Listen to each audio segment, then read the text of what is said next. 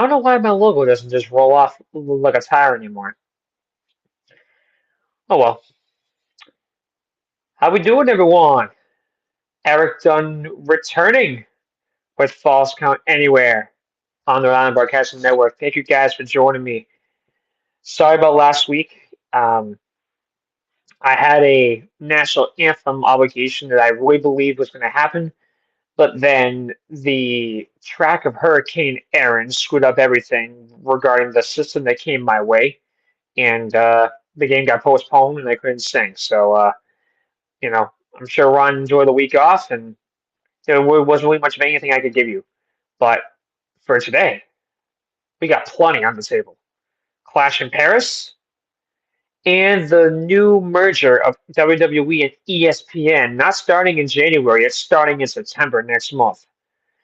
So throughout the time together, the card and the predictions, I'll go over them. Ron and I will both give our thoughts on the matches and who we're going to pick. And then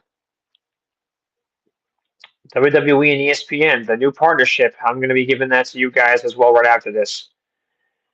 So you'll find a little bit more about ESPN and their next live event coming up soon. So our time together. When I am here on Wednesdays, unless I got to take one off, I'm live at 5 on the following: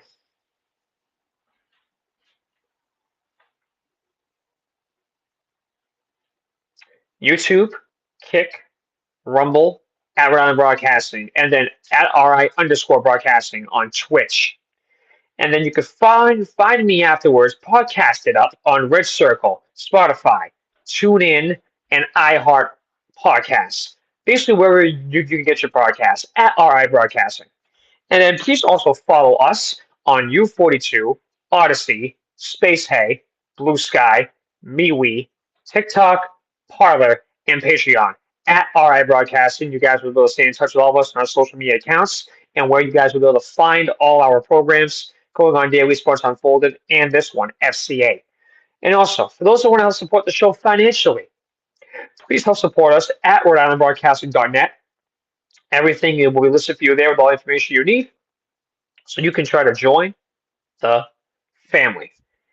This broadcast of Falls Count Anywhere is the exclusive property of Erik Dunn Productions, Rodrigo, and Rhode Island Broadcasting for the use of our audience. Any publication, reuse, or redistribution by anyone is not prohibited and is given the express consent to be shared and is greatly appreciated.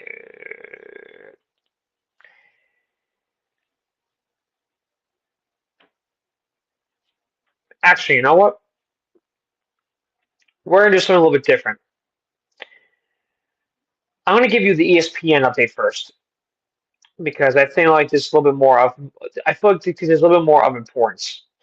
So it's going to be on ESPN platforms in the US starting on September 20th with its first ever WrestlePalooza. Why wouldn't they just call the pay-per-view Bad Blood? WrestlePalooza? What the hell is that? I don't know.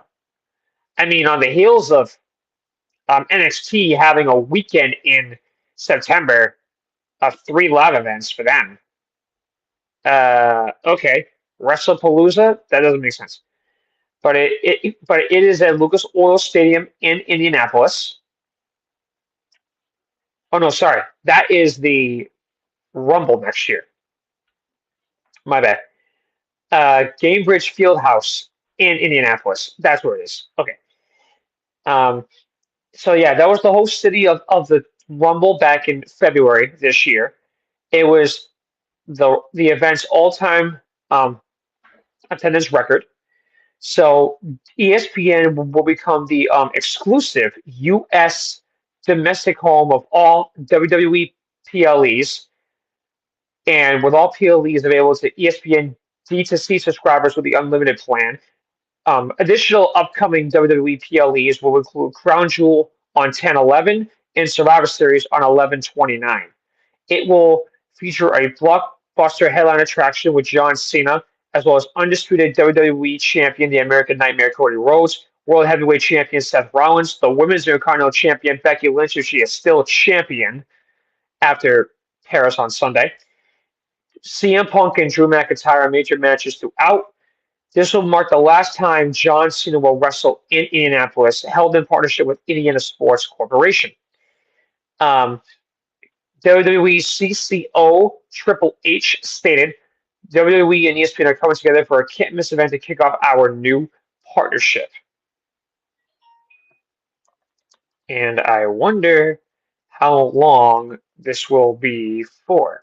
Because I think the update about that is right here. Sorry about that. So it's starting months earlier than it was announced. This was supposed to be starting in January or February. Um, However, um, they signed a 5-year deal to work together. So Clash in Paris on Sunday will be the last time Peacock will have anything of WWE regarding PLE rights. But I believe all the content for WWE is still going to be on Peacock, though. It's just the live events it's just going to be going to ESPN now. So if you need in order to watch Raw, you need Netflix. In order to watch SmackDown, you need USA. NXT is on the CW, so that's on local cable channel. Doesn't matter about that. But you now need an ESPN subscription. So it's a 5-year deal with $1.6 billion that will give ESPN exclusive U.S. broadcasting rights to wrestling's biggest events. This is according to the Hollywood Reporter. Peacock gave the okay for WWE to move to ESPN early, citing a source that's likely said that WWE fulfilled its obligations to the NBC Universal owned streaming platform by splitting WrestleMania and SummerSlam into 2 nights. The report says that Peacock will get 4 Saturday night main event programs per year, including the one that's coming up on 12/13, which is John Cena's last match of his career. The company will also retain the WWE library through the end of 25, and NXT PLE is until March 26. WWE's programming is now spread out over multiple platforms in the US. In addition to the ESPN and Peacock deals, Raw airs weekly on Netflix, SmackDown remains on the cable presence of USA, and that is that. So, yeah, $1.6 billion over 5 years. $29.99 a month for ESPN Plus to watch one pay-per-view, to watch one live event.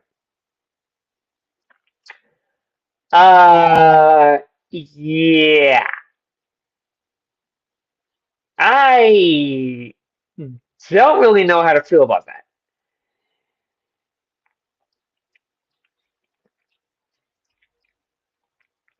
$29.99. Are you guys missing the WWE Network yet? Because that's when it was $9.99. You know what I'm saying? I have no idea why Peacock didn't get an extension. I mean, you're basically paying with Peacock like 59 bucks a year if you go per month as a premium member with no ads. That's nothing. With ESPN, you're basically spending about like roughly $350 a year just to watch one PLE of WWE. Unless it gets the entire library after March 26th. I feel like you're going to get ripped off a little bit. And honestly, it may just be better if WWE continues its partnership with Fandango. Just go to a movie theater and watch it because you'll spend less money. You would think, or personally, you would have a much more fun experience, in my opinion. I haven't really done that yet. I guarantee that'll come at some point, but yeah. ESPN is owned by Disney. Disney equals greedy. Yeah, I agree with that because also Hulu is under the Disney bundle as well. Here's what I'll tell you guys if you want my best advice. Enjoy Clash in Paris Sunday on Peacock because that will be the very last time Peacock will have any of the PLE rights to WWE. I really thought that was going to begin in February. I have no idea why they're moving it early, 5 months earlier. It doesn't make any sense. I would have just ridden out the way with Peacock until the year ended. I don't know. I feel like in this situation they're just being effing stupid. I think WWE's just effing stupid. They really are. That doesn't make any sense. I think that is the only move I would really question this year and last year of being completely head up your ass stupid. I would just say the ESPN for 26. I honestly would have. I would have just given Peacock the rest of this year to close the chapter, close the book. It's just ridiculous. Like, that's just stupid. Peacock came to WWE, like, what, 4 years ago? Why not give them the proper ending? I don't know why. Just because they had 2 night SummerSlam and 2 night WrestleMania this year? It's just like, okay, hands clean, move on. That doesn't make any sense. But $1.6 billion over 5 years, that's asinine regarding the amount of money. Like, holy crap.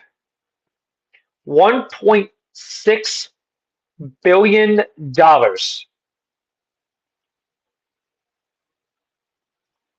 You do realize that, right? $1.6 billion.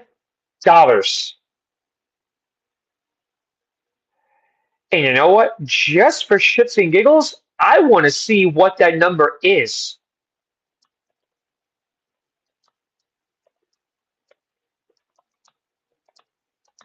$1.6 billion divided by 5. That's $320 million. Yeah.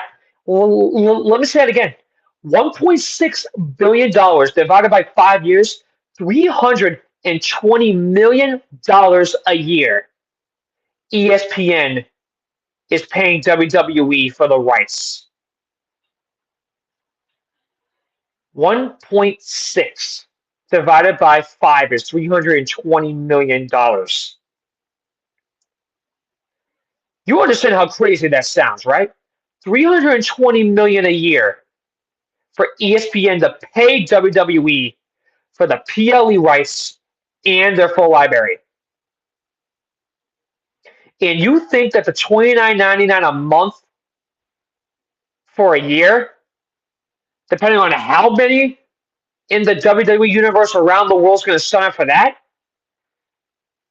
I don't know if they're going to get a return on that investment. Because how in the hell are you going to make up $320 million starting next year? I think they can do it, but they better sell out every show, every PLE, all merchandise. They're going to skyrocket these freaking ticket prices.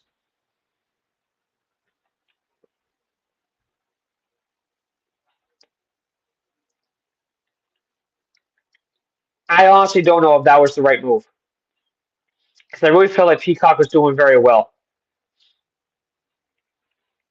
And this comment I found earlier, ratings were down despite what WWE says. So Disney thinks it's a bigger market than it is and bought out the Peacock deal.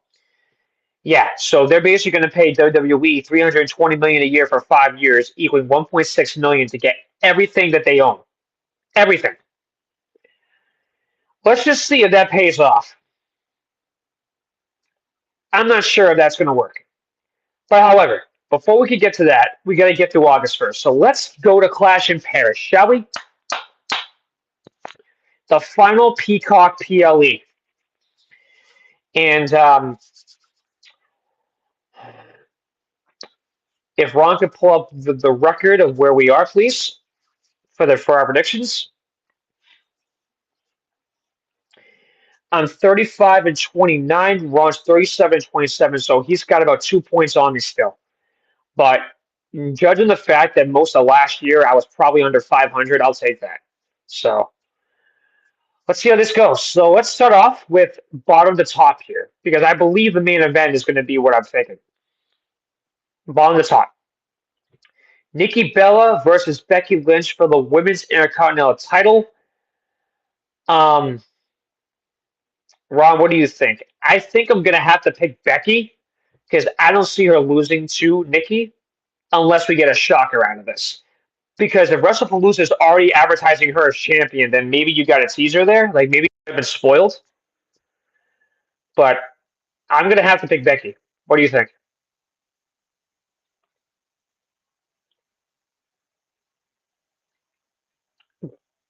Do you think I'm being reasonable with that, or are you going the other side of the field with this? Because I feel like that that with this rivalry there is a story to tell though, but I don't think Becky is going to lose. Okay, so you're picking her. Okay, so you and I both agree there. Um, Sheamus versus Rusev, good old fashioned Donnybrook. No rules, no disqualification, no countouts. The only way to win is pinfall or submission. I'm going Sheamus. I think Sheamus, in my eyes, has a lot more left to do in his career to me. And I think Sheamus really needs one more push. I mean, hmm, yeah, like, I think Sheamus should win this. What do you think? I mean, Sheamus and Rusev have been brawling all over every arena for the last few months. I mean, it was kind of easy to see that. Yep, you and me pick Sheamus? Okay, that's two. Now, number three. This one's interesting, but I know who I'm picking, though. The tribal chief, Roman Reigns, versus the so-called tribal thief, Bronson Reed. You and I pick your Roman? Yep, no question about that. All right, move on. That was easy. Uh, there's going to be some interference, but I really think that Roman should win this one, though. So, all right, so you and I are both in agreement on all three. Okay, number four. This is the one that's even harder, though. I don't know. It's a fatal four-way for the World Heavyweight Championship. Seth Rollins is going to defend it against LA Knight, Jey Uso, CM Punk. The Megastar main event in the Second City Saint. You're picking Seth Rollins to retain out of these four?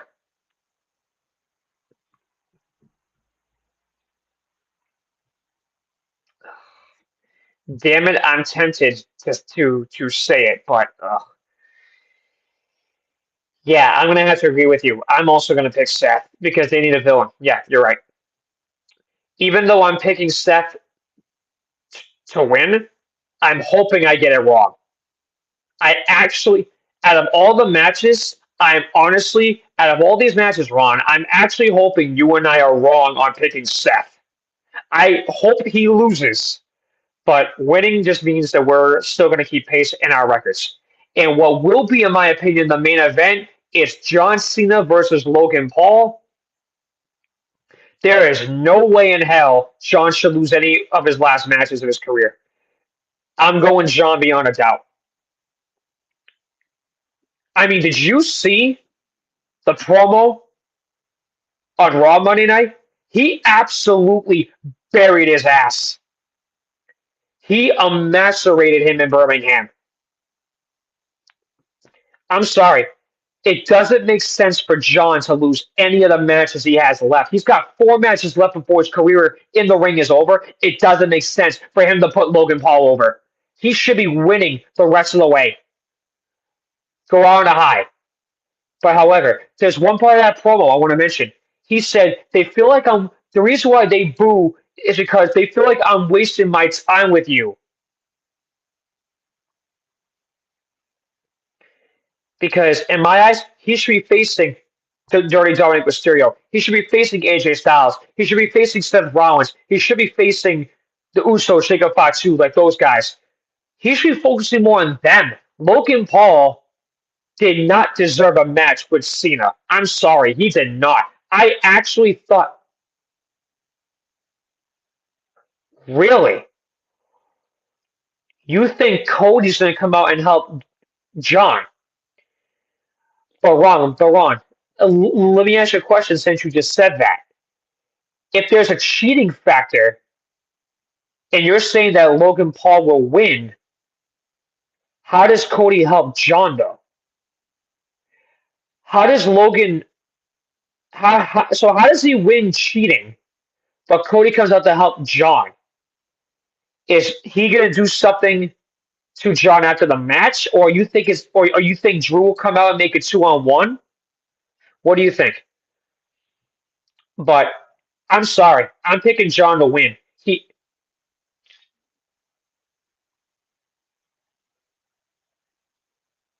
It won't be seen by the ref. John gets help and loses. So you think that John could get disqualified then?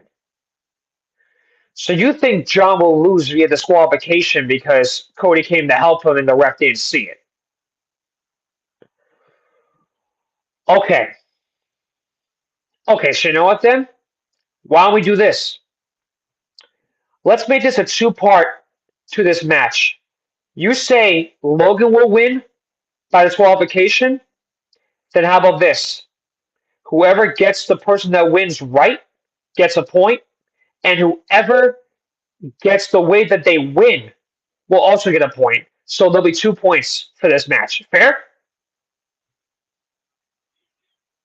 Okay. You're picking Logan by disqualification. I picked John by disqualification because I think you're right. I think you're right that there will be some interference in this, but yeah, let's do that. Logan will win via disqualification from you. I believe John will win via disqualification as, as well. Because I think that John will win via disqualification. I'll be shocked if he pins him cleanly because Logan Paul is a cheater for a heel. But at the end of the day, I want John to win. I don't care how he does it personally. Pinfall, disqualification, or submission, we'll see. But folks, that is the card. And that is all that she wrote to give all of you. With all that being said, when I come talk to you for next Wednesday's broadcast, the first Wednesday of September, we are recapping Clash in Paris. And we are previewing WrestlePalooza on ESPN, which is a freaking stupid ass name. Ron and I will get the results of our predictions, and we will go from there. With that being said, this is Erik Dunn here saying so long and thank you from my home in Bridgewater, Massachusetts. This has been a presentation of Falls Count Anywhere on the Rhode Island Broadcasting Network. Have a great Labor Day weekend. Have a great ending to your August. I'll talk to you in September. Thank you very much for watching as well as listening.